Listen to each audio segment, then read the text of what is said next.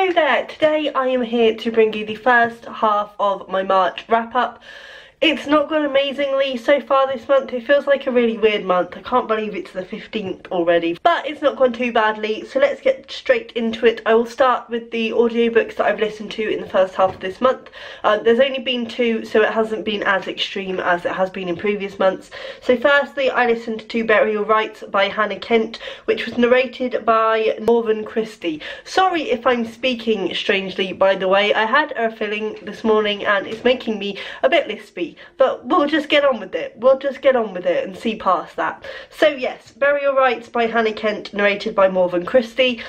This was around quite a lot a few years ago, but I couldn't quite bring myself to pick it up. There was just something about it that didn't necessarily appeal to me. So when I saw it on the daily deals on Audible, I picked it up. I have to say, I kind of stick with my first opinion on this. I think I gave it 3 stars in the end. For me, it was kind of boring. So this follows the life of Agnes Magnusson, who was the last person to be executed in Iceland, and it's very much Alice Gray's style in the fact that during the lead up to her execution she is taken to live with a family, and we kind of follow the family and how they feel about having her in their home, and obviously it kind of unwinds and we find out why she's there and why she's being executed. But it's very much like Alice Grace in the fact that I don't think the case was ever completely solved, so this is a complete fictionalization of what the author thinks, because I think in sort of popular culture Agnes Magnusson is kind of seen as this real villain. This questions that and how she felt about her own execution and what happened in the first place to put her on death row.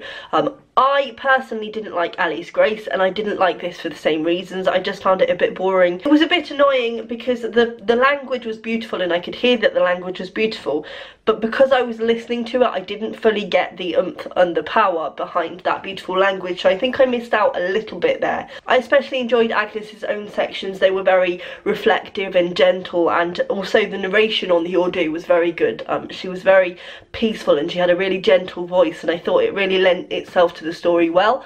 But ultimately, you know, nothing much happens in this, and I think listening to it I was more tolerant of that because I was just listening to it as I went about doing other things. But there were points where I would think, right, how far in am I? And I would look and it's like 8 hours in, and actually nothing had happened by that point. I think, to be honest, of the whole story I enjoyed the very end bit best. It's quite bleak, but I did enjoy the ending and I think it was really well written. But to be honest, I don't think I would have been missing out by not reading this. As I say, it didn't overly excite me, and I don't really know who I would recommend this to, because I think if you liked Alice Grace, for instance, you wouldn't be bothered to read it because there's no point, you've read Alice Grace. But if you didn't like Alice Grace, I don't think you would like this. So it's an awkward one and I wouldn't necessarily recommend it, I am afraid. Then I also listened to Animal by Sarah Pascoe. This was a really pleasant surprise for me. I was thinking it was going to be just your typical female comedian autobiography that kind of touches on feminist issues and is interesting enough but not really life-changing. That's not what this is. Within this book, Sarah Pascoe looks at our animal natures, looks at explanations and theories for why females behave the way that they behave and why we do the things we do, and it's so interesting, and it ended up actually being the best book that I read this month, and I really didn't expect it to. I also enjoyed that Sarah Pascoe herself narrated this. Now, to start with, I didn't like that. I found her really irritating, and I don't think as a comedian that she's necessarily somebody that I would spend much time listening to or watching, because her voice was quite irritating, and I don't know, she kind of grated on me a little bit, especially when she was talking about herself. But the parts where she was talking about the animal nature of humans and the things that drive us and the things that we don't realise we do, and also the hormones and the effect that they can have on us, it was all so interesting. I think I'm probably not the target audience for this. I would say that this is written really for girls in their late teens, early 20s, but I still got a lot from it. I would really recommend this. I think if I had read this when I was about 17, it would have really opened my eyes to a lot of things. As I say, I'm not necessarily the target audience now. It didn't really tell me anything that I didn't already know, but it was really interesting, and it's one that I keep thinking back to, so I would highly recommend this. And if you get a chance to listen to it, I would do that, because Sarah Pascoe's narration, once you get past the slightly irritating aspect to it, is actually really good. Firstly, I read Poor Things by Alistair Gray. This is for Jen Campbell's read along for this book, and I can't wait to see her wrap up video for it, because actually This is a book that I have wanted to read for a very long time, and in hindsight I didn't actually enjoy it at all. It's kind of a play on Frankenstein. We get an introduction from Gray himself, but he's writing it as though he is part of the story. So he's basically introducing us to this booklet that he's been given. He's done some research. He thinks it's accurate and that it is historically factual. And then we go on and we read this booklet, which was written by a man called Archie McCandless, about his friend Baxter, who, to cut a long story short, brought back a woman from the dead.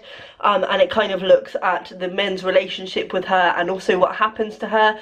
Half of this little booklet that we get is part of her diary entries to the men when she goes off and explores the world, and it sort of looks at how she goes from being very infantile to kind of developing really quickly. There are a few different sections which I won't tell you about all of them because I don't want to spoil the ultimate story, but there is also a section at the very end where it's kind of reference material, and it's again Gray putting himself into the story and referring back to the text that we've just read and talking about all the history around it. I thought this was really clever, I did, and there are some fantastic illustrations and things. There are like anatomical things, and in that respect I really enjoyed it.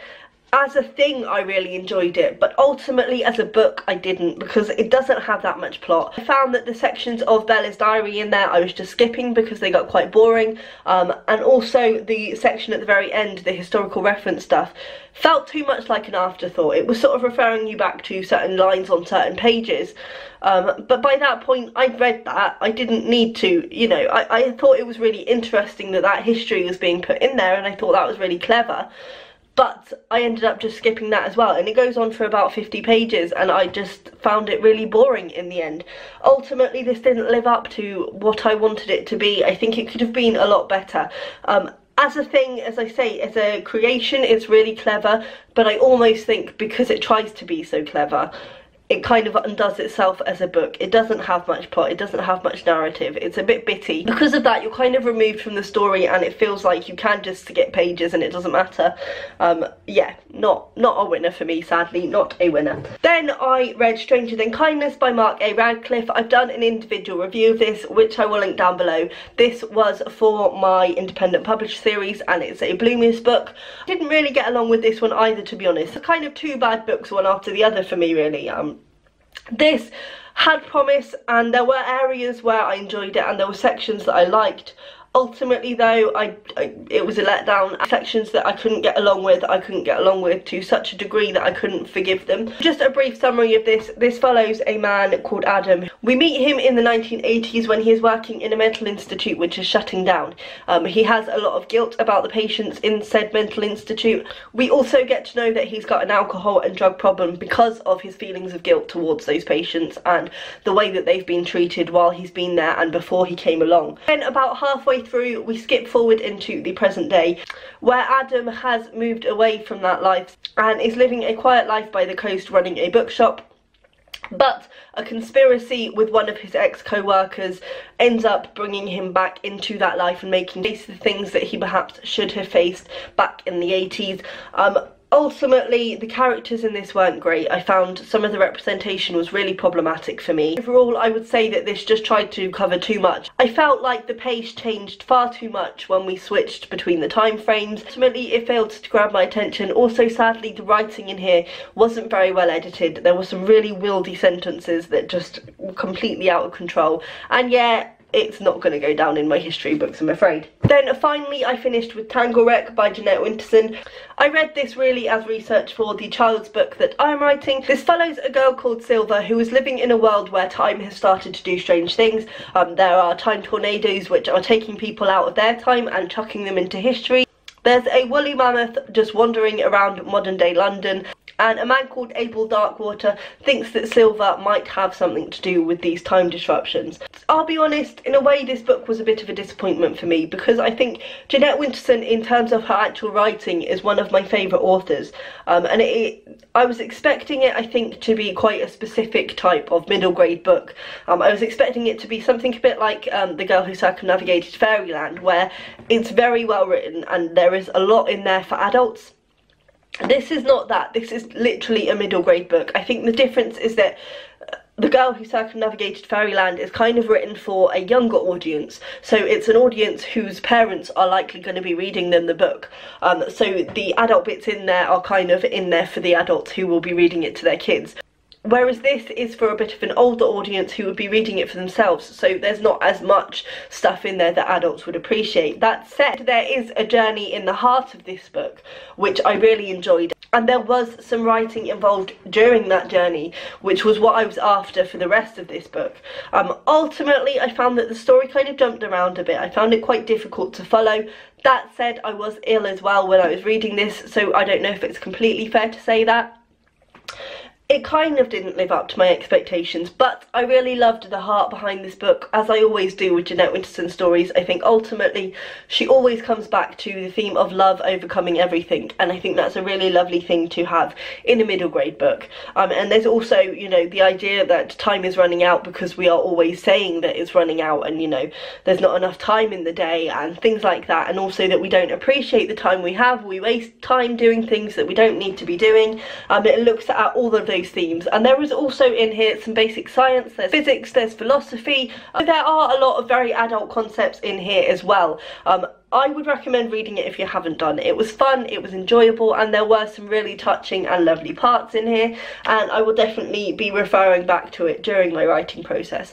So there was that one. So ultimately not the best reading month so far. As I say, it's just been a little bit of a strange one. I've not been well for quite a lot of it, so that's not helped, and also the books that I have been picking up haven't necessarily been suiting my tastes, so I've been taking longer over them. But hopefully things will pick up for the rest of the month. I hope everyone else's reading is going well, and I will see you next time. Bye!